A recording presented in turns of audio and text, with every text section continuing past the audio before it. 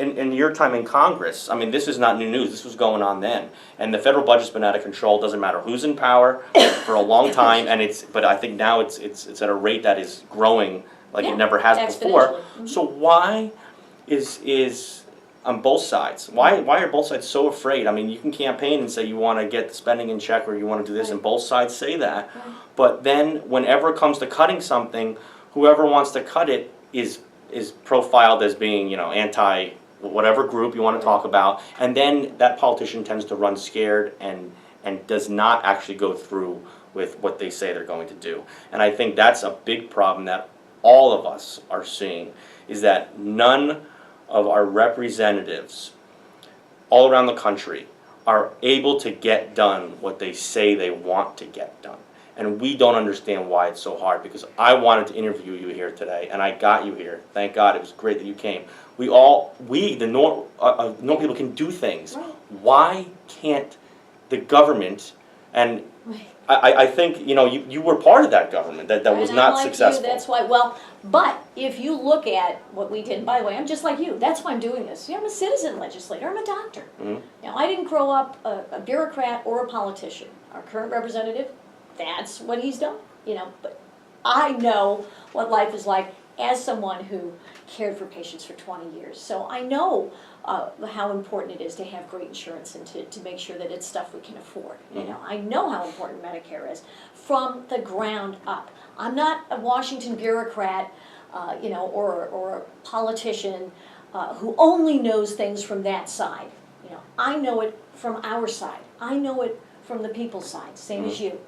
I ran my own small business, my little practice. I grew it from scratch. I know what it's like to have to deal with regulations, paperwork, you know, all the things that just, unfortunately, they create a lot of burdens, but they don't actually So what is it like benefit dealing with the Republican the people caucus? trying to grow and create the jobs. Well, look, we stood, you know, with Speaker Pelosi no longer able to dominate the House of Representatives. Again, the current representative wants to go back to that, but we actually brought our Democratic colleagues into the process. We made sure that they were also represented in what we were doing so that we could work toward the kind of consensus, compromise, you know, working together to try to move But that better. never happens. Well, we did cut federal budgets. We did do that.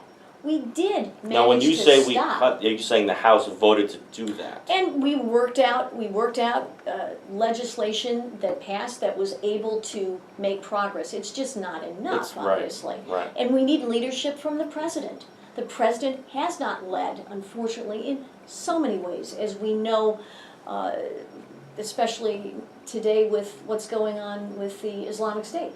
I mean, you can't, Vladimir Putin in Ukraine, you can't just hope that things are going to get better. You have the to actually Republicans- have a really strong United States. What happens if, the Republicans, part of me thinks that the party out of power always likes to blame everything bad on the party in power, obviously. If the Republicans were to take over, and you're in Congress, and you have, you know, in 2016, you have the White House, and you get reelected, you have all three branches, put it that way. Why should anybody have any confidence that you guys are going to do anything that you say you're going to be doing? Because you've had that, not you being there, but Republicans, you know, 10 years ago, I think they had all three, or 12 years ago, and a lot of this stuff didn't get accomplished. Both sides, it seems, are not accountable to the voters when it comes to actually doing something. You know, I certainly, Brian, I can account for myself with our voters, and what we need to have is an attitude on behalf of the folks who are passing these laws, that we are going to give the power back to the folks here, to you, to the people who live in the Hudson Valley, to our middle class, to our working families, to our mom and pops here on Main Street. And the attitude has to come from the president's level on down. He's got the biggest leadership. And our president has said, we're going to have Washington run as many things as possible. Well, that just doesn't work. You know, bureaucracies can't do what we can do. We have to get them out of the way. You know, and every example that we see, from our energy prices being hiked arbitrarily by the regulators at FERC, whom I work to restrain, Mhm. you know, to the VA failures, because they've got a bureaucracy that doesn't have to care about the patients. All they have to do is care about their paperwork, checking boxes, getting themselves new office furniture. You know, if you don't, and, you know, if you don't have an attitude from the top on down that says, every day, what we're here to do is to give the power to the people in our communities, you know, it's not gonna get done. You're in office the first day, and people from Somers call you and say, Congresswoman Hayworth, we have all these immigrant children Yeah. that are now starting to get in, they want to get into school. We don't have enough money for it, they don't speak the language. Lincoln Hall is not being used for what it's supposed to be used for. What do you do? Well, number one, this is a burden that's been placed on our community by the federal government. Federal government has to be accountable for it. So whatever, Do you consider assistance- yourself part of the federal government when you're a representative, or no? No, I'm the representative of the people of the Hudson the federal Valley government. to the federal government, exactly. Mhm. So my job is to do everything I can to make that government work for them. And that means in terms of dealing with the existing agencies, and I'll give you an example of that from when I was in the House of Representatives. Okay. Warren Lucas, the town supervisor of North Salem, Mhm. called us and said, and actually, I think the highway supervisor of North Salem may have been one of the first people to say, hey, you know, we've got a mandate coming up to replace all of our road signs in North Salem. Not just North Salem, every community across the country was gonna have to replace their road signs. I've never heard of that before. Oh, yeah. From the Yeah, federal well, government? The reason you didn't is because I actually took action on it. But there was a mandate to replace all the road signs, I think it was by January of 2014, January of this year. Now we're Okay. talking back in 2011. Right. So I heard about it. Warren was smart. He called me up and said, hey, Nan, this is crazy. What can you do about it? Mhm. So I wrote a letter to the then Secretary of Transportation, Secretary LaHood, and said, Secretary LaHood, this is crazy. We have perfectly functional road signs. It's going to cost thousands and thousands of dollars for North Salem to replace its road signs. Think of the billions of dollars across the country. Think of the millions of dollars across the Hudson Valley. You know, this is not rational. This is not fair. So and we what was the shouldn't do result? it. So I got 200 some members of Congress to sign that letter. We sent it to Secretary LaHood, and he rescinded the mandate. Okay. And I was able to do that as one person. There's a positive example. There's Exactly. a positive example. You know. As one person, there's a And that was person. dealing with regulators. Right. Right? Okay, so I'd be just as dogged on this issue. Okay.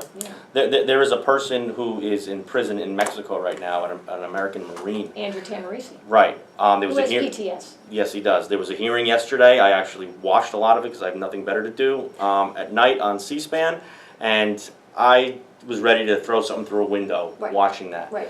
I don't know why everybody running for office, that's not the first thing that they talk about. Right.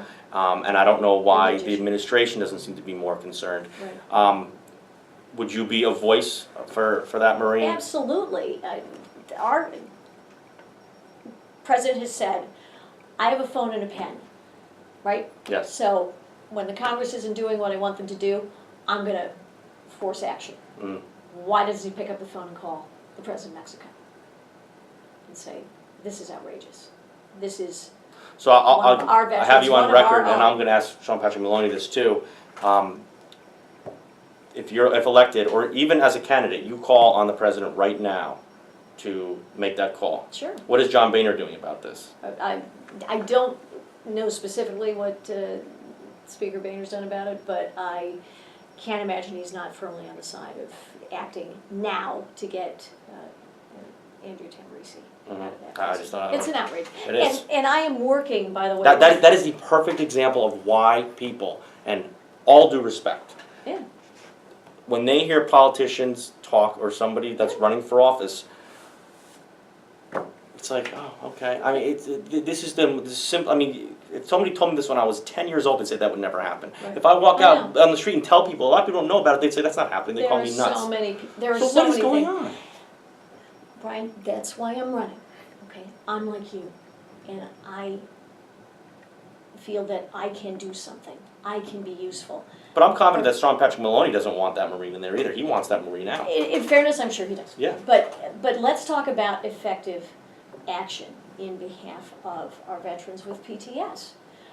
There's a project going on in Middletown, a pilot project with a new form of therapy, no procedures, no medications, to help our veterans with PTS. The problem is enormous. It is staggering. They are not getting the help they need. And the VA will not even consider their own trial of this important new therapy unless they have a lot more evidence. So these folks are trying to fund Get that this evidence. project privately. As soon as I met them, and this was this past summer, I'm not in office now, but I'm taking action already. I have expanded their network of supporters. I'm connecting them Well, you to had, folks okay. who share that concern, just for myself, just on my own as a citizen, because it is so important. And because anything I can do to help, I'm gonna do to help. And I've met a lot of folks in this life, so I go around talking locally and to friends who have, networks, if you will, within the federal government to help these folks get the support that they need so they can keep this project going, and eventually, God willing, if the evidence shows and they're doing all the right things to get that evidence, then we can expand this across the country, across the VA system. It'd be a wonderful thing.